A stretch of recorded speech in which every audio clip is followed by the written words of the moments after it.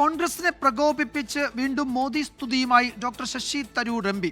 നരേന്ദ്രമോദി വ്യക്തിപ്രഭാവമുള്ള നേതാവാണെന്നും രാജ്യം ദേശീയതയിലേക്ക് മാറിയെന്നുമാണ് ലണ്ടനിലെ പ്രഭാഷണത്തിൽ ഡോക്ടർ ശശി തരൂരിന്റെ പരാമർശം.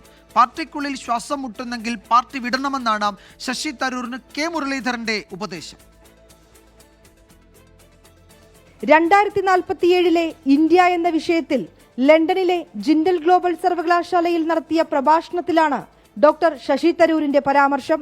കോൺഗ്രസിന്റെ നയങ്ങളിൽ നിന്ന് രാജ്യം ശക്തമായ ദേശീയതയിലേക്ക് മാറി. വ്യക്തിപ്രഭാവമുള്ള നേതാവിന്റെ നേതൃത്വത്തിലും കേന്ദ്രീകൃത ഭരണത്തിലുമാണ് ഇത് സാധ്യമായതെന്നും ശശി തരൂർ.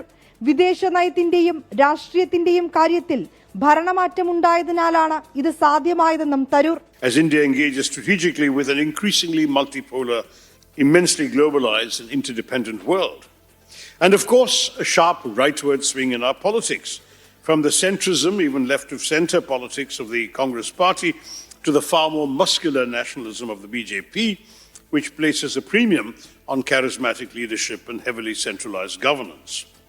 തരൂരിന്റെ മോദി പരാമർശത്തിനെതിരെ അതിരൂക്ഷ വിമർശനവുമായി കെ മുരളീധരൻ. അദ്ദേഹത്തിന് അഭിപ്രായ വ്യത്യാസമുള്ള വിഷയങ്ങളിൽ പാർട്ടിക്കകത്ത് അഭിപ്രായം പറയാമല്ലോ. അതല്ല, അദ്ദേഹത്തിന് ഇതിൻ്റെ അത് ശ്വാസം മുട്ടുന്നു, ഇനി തുടർന്ന് പ്രവർത്തിക്കാൻ കഴിയാത്തൊരവസ്ഥയാണെന്ന് അദ്ദേഹത്തിന് ഫീൽ ചെയ്യുന്നതെങ്കിൽ പിന്നൊരു മാർഗം പാർട്ടി ഏൽപ്പിച്ച സ്ഥാനങ്ങളൊക്കെ ഉപേക്ഷിച്ചുകൊണ്ട് ഇഷ്ടമുള്ള രാഷ്ട്രീയ നയം അദ്ദേഹം സ്വീകരിക്കുക. ശശി തരൂരിന്റെ നിലപാടിനെ വിമർശിച്ച CPIയും രംഗത്തെത്തി. സമയമാകുമ്പോൾ തരൂർ ചെയ്യേണ്ടത് ചെയ്യുമെന്നായിരുന്നു കേന്ദ്രമന്ത്രി സുരേഷ് ഗോപിയുടെ പ്രതികരണം. അടിയന്തരാവസ്ഥയുടെ പേരിൽ നെഹ്റു കുടുംബത്തെ രൂക്ഷമായി വിമർശിച്ച് ലേഖനമെഴുതിയതിന് തൊട്ടു പിന്നാലെയാണ് പാർട്ടിയെ വീണ്ടും പ്രകോപനത്തിലാക്കി തരൂരിന്റെ മോദി പ്രശംസ. 24 ഡൽഹി.